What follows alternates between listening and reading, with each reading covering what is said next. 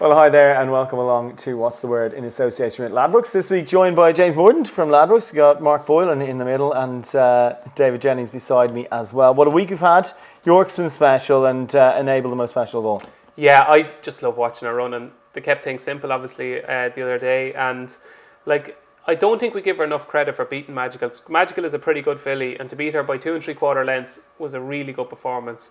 To me, she's the best we've seen since Frankel. I know there are people saying that she's better than Frankel. I don't think she is. I can't have that either. I really can't have that. To me, Frankel, every single day, it was a wow factor. With Enable, it's just not as much X factor. There's another thing as well. I think that we've probably seen the limits of Enable's powers. Now, nothing is able to get her, but I don't think you ever felt like you saw the limit of Frankel's powers. I would be of the opinion, and I know a lot of people would disagree, even our boss Richie Forrester would disagree, that Frankel would have eaten up Sea the Stars.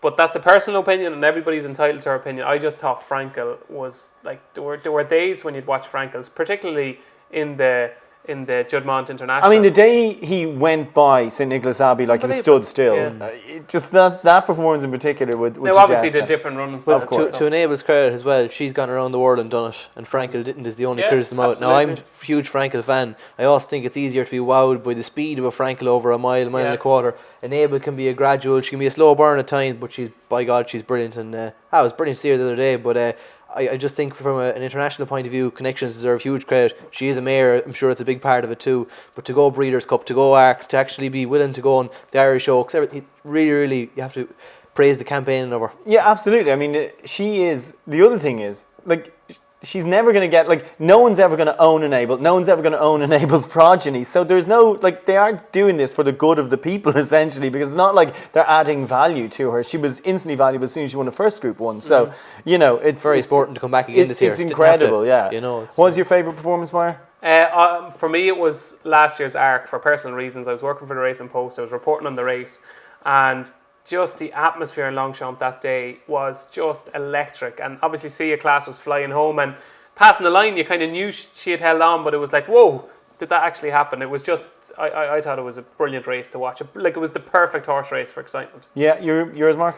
Actually, do you know what it was? The Epsom Oaks, when she won that, the whole drama before it, I think Olivia Pellier got shipped off Daddy's little daughter, Daddy's little darling, whatever, and the thunder and lightning and the rain, just from a visual point of view, was something else. Rhododendron. Very good. Actually, Clown here thought that Luringly might beat Enable in the Cheshire Oaks before that. Turns out how much I know, but I think I did too. In fairness, Rhododendron traded 1.0 something that day. It was brilliant race, and it was the first time I really give her the credit she deserved. I think because I was still a little bit sceptical at the time. But fair play to her. Yeah, what a mare we've seen. Right, let's get on to this weekend's action then, because the Ebor. What a race, what a race. Just for a start, Mustajer, 17th in the weights. This was on the same rating as he was last year when he was 5th in the weights the previous year. But what do you make of the race, first and foremost? Well, first of all, it was a disaster of epic proportions when the declarations come out, because the lads in the office here and all my friends and family will know that I've been preaching about a horse for this race for 3 months, and I've been telling them, even when I give them a loser, I'd say, don't worry, I'll make amends in the middle of August when the Ebor comes along, because Royal Line is going to win the Ebor. I was utterly convinced of it, and unfortunately the rain didn't come to York, and Royal Line needs some cut in the ground, so he wasn't declared. So all our anti-post bets are gone, and so I got really thick with myself, because I was like, this is so annoying when what do you do when you get the okay. Yeah, so the tiger I don't get thick very often, but I did this time. So I said, you know what I'm going to have to do? I'm just going to have to pick the winner. So easy game. Yeah, a couple of hours on Thursday evening, and the one I came down on at a huge price is Barsanti for Roger Varian and Andrea Azzeni, and you'll find out later that an even shrewder judge than me also fancies Barsanti. The reason being, last year's winner, Muntaha, has an almost identical profile to Barsanti in that it's such a compressed handicap now. It's almost like a group race, basically, and there's only £8 between the top and the bottom weight, okay? And what I think you need now, given that the prize money that's on offer and the way the weights are, I think what you need is a proper proven group race performer who's dropped a couple of pounds, who's been aimed at the race. And with Barsanti, I think you've got a type of horse who's been spending the last couple of years running Group 2s and Group 3s, okay? He'll pick up an odd one here and there. He was second to Idaho in a Hardwick at Ascot. With Barsanti, I'd say at the start of the season, Roger Varian said to himself, right, what are we going to do with Barsanti? He's not good enough to win a Group 1. He's too high in the handicap. We need a plan. Yeah. And I think they said to themselves, the Ebor's worth $1 million. He likes York. He's ran well there in the past. He's starting the season off a mark of 112. If we got him down maybe 4 or 5 pounds and get into an Ebor off 106 or 107, if we keep blinkers up our sleeves until the Ebor, that could be the day to catch him. I think he ticks a lot of boxes. I think he's been a gradual process to get him ready for this day, to get him down a few pounds. He has a touch of class. This time last year, he was rated 115. He's I was just going to say, and you look at the horse he beat that day, like Mirage Dancer. So he has form tied in with good horses. There is a chance he's just not as good as he was because he's a 7-year-old. Yeah. But to me, he reminds me so much of last year's winner, Muntaha. And I think there was one big day in Muntaha. I think there's one big day in Barsanti. And I'm hoping it's now. He's 25 to 1. I think that's a huge price. Yeah, Mark? Music to my ears. I came in here this morning. Are you serious? We got an Ebor and the two of you are going for the same horse. I came in and he said, what do you like in the Ebor, Mark? I said, Barsanti. He says, no way. I said, I didn't want to believe him at the start. But yeah, I'm thinking very much along similar lines. He's 25 to 1. I think he's a great each-way bet. Like his York form is excellent. He's first, second. Roger Varian comes here in form as well. I think he's had 5 winners in the last 2 weeks, as well as having 12 horses placed from the guts of 25 runners, I think it is. Last time it turned a bit tactical on him. And that's not what he wants. He wants an end-to-end gallop. He didn't stay a mile and 6 before. That's my big worry. Now, that was 2 years ago. He's 7 now. I hope he's stronger and better equipped. But for me, it's nearly going to be like, if you're driving the car at night time and you're looking out at the petrol tank and you say, Jesus, I'm actually lower on fuel than I thought. I'm going to be touch and go to get home, but I'll be grand. And then all of a sudden the tractor pulls out in front of you and you meet the roadworks and the red light and the neighbour needing to tummel a lift home from the pub. All of a sudden, you're pushing the car home for the last half mile. With this fella... So you're going to be in the tractor or the car? I'm in the car, okay. I'm pushing the car. I'm just saying... This fella, if he gets adversity, if he has the tractor and the roadworks and everything, I'm not sure he'll get the mile and 6. Yeah. But if he gets a clear run and he gets the run I didn't get, I think he will. I wasn't sure either. I was in the tractor, I was actually in the car. I was definitely in the tractor. I just say, if he gets a clear run, if he gets no adversity, he'll stay a mile and 6. But it's an Ebor hustle and bustle. That's my worry. If he does get stuck at the roadworks, I think he might. Good analogy, Mark. Good analogy. You got there. Drawn 8. Okay with that? That's fine. Yeah, I think that's fine. I thought to be drawn high, but I think for him, I think he'd be okay. Yeah. Well, he's made it in the past. Do you worry that the two of you are making a case for a 7-year-old in a £1 million flat race? Not particularly. No. I think it's the style of the race. I don't think there is this young. I think it's very hard for a horse that's a future Group 1 winner. Well, Logician wouldn't have gotten in. I mean, you think about it, like Logician so wouldn't have gotten in. The young horses haven't done enough to actually get into the race yet. Yeah. So I don't think you can be guaranteed that the winner of this race probably won't go on and win a Group 1. So the next best thing is a horse that is capable of winning a Group 2 race and at his peak was rated 116. So to me, if he can get back to that peak, which I think he can, I just think 25 to 1, it's a cracking price. Yeah, I'd make it because... Have we convinced you? No, I'm with Weekender. James, you? I like Withholding it off top way. I just think very lightly raced. Second start after a wind up, they normally do come on for that as well. One last time out, Jason Watson's, he's in decent form lately. Not very original with 7 to 1 second favourite in the race, but I just think that he could be at least it's the plan as well. We are pretty sure it's the plan, which is always good. Right, elsewhere on the York card, 3 o'clock, the City of York Stakes. Intriguing Group 2 contest here. James, how do Ladbrokes expect this? We go 5 to 2 on Lauren's. There's been a decent bit of money around for her throughout the day. Kate Byron, 5 to 1, Speaking Colours at 11 to 2. Le Bravido, 13 to 2 with Shine So Bright. 8 to 1 Sir Dancelot and 9 to 1 Bar. And you like the filly here? I do. I have to say I really, really like Lauren's in this, and it's a horse that I just follow so much. And I think she ran in the best 1,000 guineas, well, I've ever seen anyhow. I'm not sure about you lads, but does probably have a bit of competition here with the likes of Kate Byron, who's running in decent form lately despite flopping a little bit last time out. And well, Joseph O'Brien, I suppose you can't knock him with Speaking Colours here at 11 to 2, but I just think Lauren's is the proven quality in the field, and they'll all have to go and try beat her. Yeah. Was she five Group 1s now, I think? Well, her owner jokes on Twitter, 5 soft Group 1s who've done well. But you're going to oppose her here in a Group 2, aren't you? Yeah, I like Le Bravido, who's been a kind of an early horse since he's come from France. But The thing about Was me that is, it? What was that? What was that face you made there, Mark? I swear we're not copying each other's homework. I like Lebrevito too, so great, fools seldom differ. I just think with Lebrevito, he's a 7 furlong specialist who's trying to be turned. First of all, was trying to turn into a miler in the Lockinge. Then he was trying to turn into a sprinter for the Diamond Jubilee, which he ran a cracker behind Blue Point in. And I just think everything about him screams 7 furlongs. It was the same when he won the Jersey.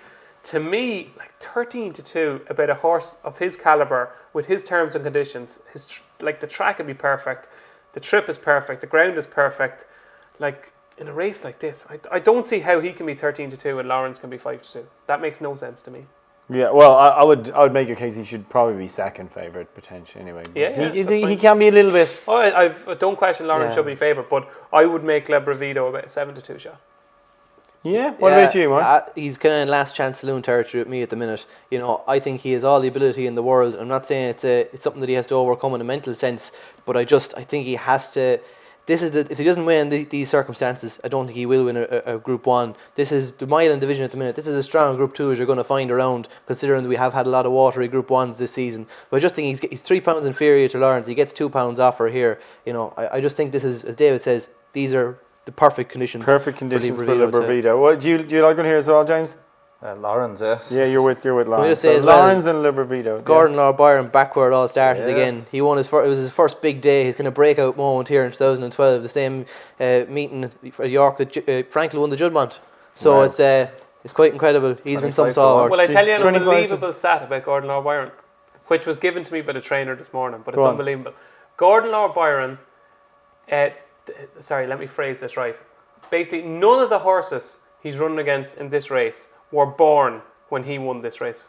It's not unbelievable. That is quite incredible. Yeah. Unbelievable. But the thing about Gordon Lord Byron is, like, you know, third the last day, fourth before that, he's still actually knocking on the door. He is, yeah. No, he's absolutely no chance here. Yeah. No, this is a very tough task. This is sentimental only for a watch. Sentimental, I couldn't fancy him, but I just think better than 5-5-5-0, though, isn't it?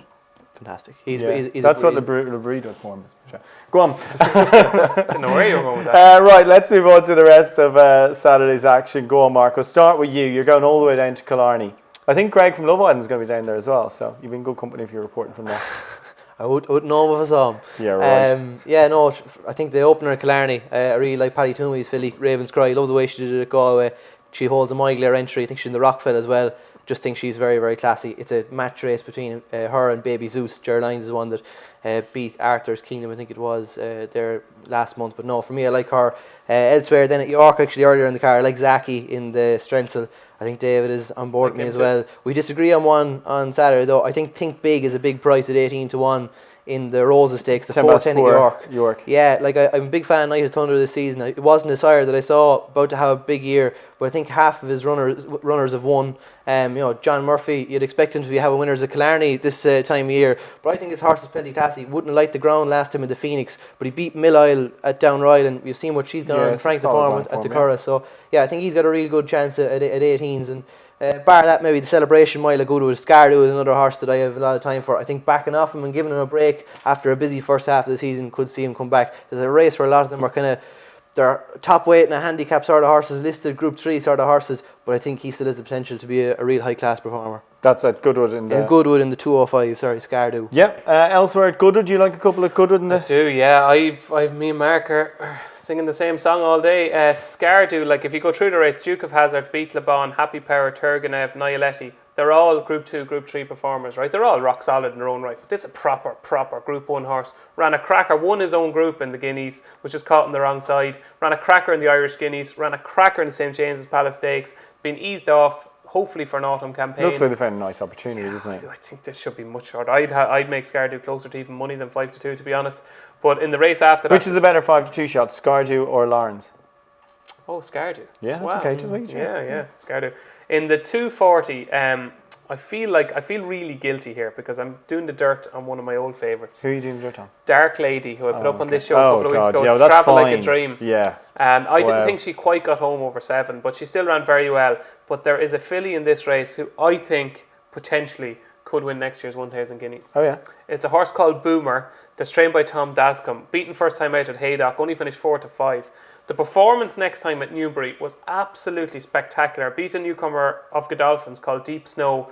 Was very keen, came under pressure about 2 out, and you kind of think she's going to be swallowed up. And she just took off. It was exceptional. The time was really good in the last 2 furlongs as well. The form of that race worked out as well, because Stylistic, who finished third, has since just been beaten in a Kempton maiden as well. So the form stacks up. To me, this Boomer, we could be witnessing something a bit special on Saturday. Currently around 4-1. I'd imagine she'll go off a bit short. I think she's exceptional, Boomer.